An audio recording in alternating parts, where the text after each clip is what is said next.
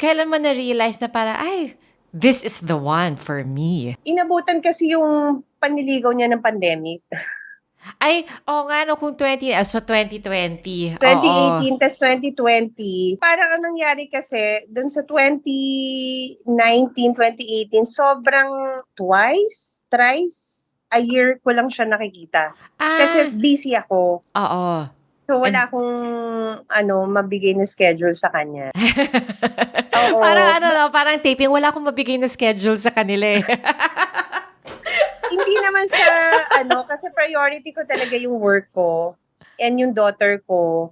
Tas hanggang inabutan na ng pandemic, tapos may mga iba ring pumoporma, 2018, 2019.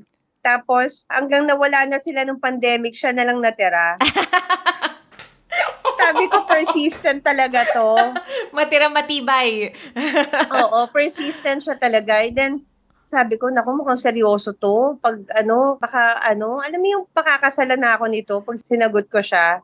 Ah, Gano'n ang ay, pakiramdam ko. So, takot pa ako, medyo may fear pa ako ng gano'n konti. and then, uy, Oo. parang naano ako dito sa upuan ko, parang napaurong ako dito sa edge ng aking seat.